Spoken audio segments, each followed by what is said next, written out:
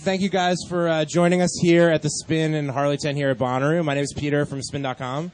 And hello, Peter. Hello. And we are wonderfully joined here by Wayne and Dennis Coyne. All right. Yes. Hello, everybody. Hello. So you guys are involved in perhaps the most anticipated part of Bonnaroo this year. Would you guys agree? Wow, you think so? Wow. Well, I didn't know. Well, thank you. I'm glad that it's so anticipated. We're very nervous. What about it is making you nervous at this point? What you're speaking of is the Dark Side of the Moon. Yes. I mean, we're going to do some Flaming Lips stuff previous to that. Yeah. And then we'll take a little bit of a break, and then we'll get on with the Dark Side of the Moon in its entirety. Mm-hmm. But we've only done that one other time. Any of you guys there?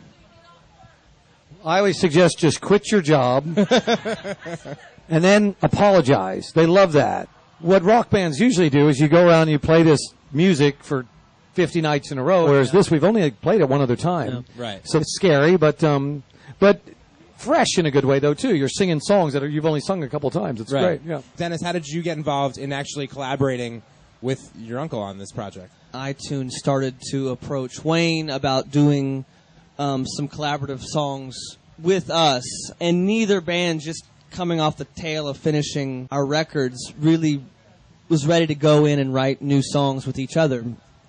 And Wayne just kind of threw Dark Side of the Moon out there as a... It's kind of a joke As almost a joke, in the beginning, yeah. I didn't have any ideas, and I just said, well, what if we just do Pink Floyd's Dark Side of the Moon? What about that? Uh-huh. And everybody was a little bit silent for a little bit, just like, well, little by little it seemed like it was possible. Even like that day, even as we talked about it, it started to seem more exciting. How many people are going to be on stage during There's this? 9 people, 9. but there's ensembles here today that are bigger than that. You can come up.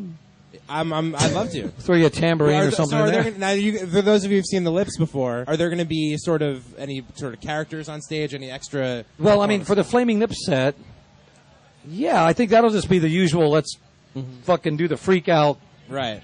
mega, whatever we can get away with there. And then I don't know. I mean, because we'll sort of, like I said, we'll take a break, and then it'll become the Dark Side of the Moon thing, but I sort of feel like by then it'll really just be a fucking free-for-all. Have you had any word from any of the Pink Floyd camp? Well, no, but they're kind of like the all-powerful hand of like the IRS or something. Right. If they haven't killed you, then they're fine with it. I was wondering how many formats you might have Dark Side of the Moon in. I'd say, we had it on vinyl originally, maybe 8-track, definitely cassette, definitely some form of CD.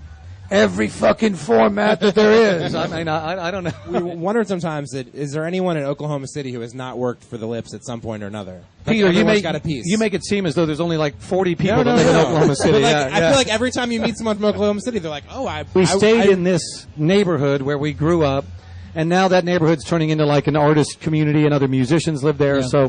So it's cool. Are we getting questions from the audience? Some questions from the audience. All right. Was this what you wanted to do for both of you? What did you want to do as a kid? I wouldn't say it was the only dream. I mean, I love all kinds of art. I love painting, and I love photography, and I love, doing stuff with animals, and I love all kinds of stuff. But, right? And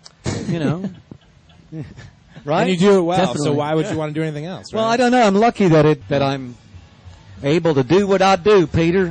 One more question here. So your song, Enthusiasm for Life Defeats Existential Fears, has become a motto for myself, and I try to share this message with those whom I care for. I want to ask you if there's a story behind this song. Hardly anything really takes away existential fear. I think that's the reason why music is so great. So I think when I'm singing that song to someone like you, it works. And I'm glad it works. If music can reach you and make you happy, you're a very lucky person. Yeah. All right. Well, thank you, everyone, for coming and watching. Thank you to Wayne and Dennis. And go watch them tonight. I'm sure you all will. And we will see you tomorrow.